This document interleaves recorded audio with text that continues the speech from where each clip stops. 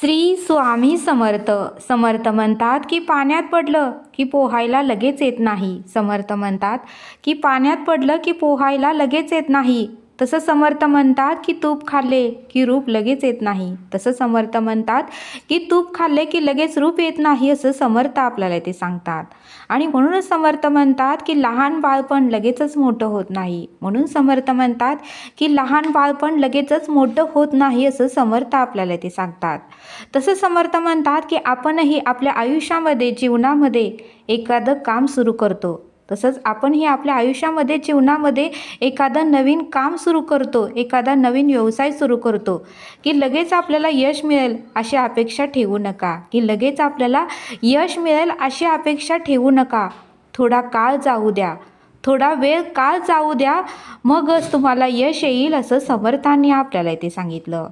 पण समर्थ म्हणतात की ते काम सातत्याने करा, ते काम सातत्याने करा, असं समर्थ आपल्याला ते सांगतात. समर्थ म्हणतात की एखाद्या दगडावर जर आपण सतत वार केले की दगडाला खड्डा पडणारच. एखाद्या दगडावर जर आपण सतत वार करत राहिलो तर त्या दगडाला खड्डा पडणारच, असं समर्थ आपल्याला ते सांगतात.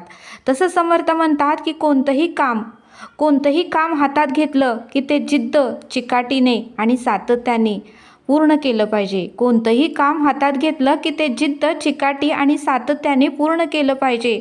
तरच तुम्हाला त्या कामामध्ये यश, कीर्ती, प्रताप, महिमा येईल, असं समर्थांनी आपल्याला इथे सांगितलं. म्हणून समर्थ म्हणतात की आज जर आंब्याची कोय पेरली की उद्या आंबे खायला मिळत नाहीत. म्हणून समर्थ म्हणतात की आज जर आंब्याची कोय पेरली की उद्या लगेच आंबे खायला मिळत नाही. थोडा कालावधी जाऊ द्यावा लागतो. मग त्याला कोंब येणार, मग त्याला पानं येणार, मग ते झाड थोडं मोठं होणार, मग त्याला फळं लागणार, असं समर्थांनी आपल्याला ते सांगितलं. म्हणून समर्थ म्हणतात की कोणत्याही कामाची सुरुवात करताना यश लगेच येत नाही. थोडा वेळ काळ जाऊ द्या, मग तुम्हाला यश नक्कीच मिळेल, असं समर्थांनी आपल्याला इथे समजावून सांगितलं. श्री स्वामी समर्थ. जय जय स्वामी समर्थ.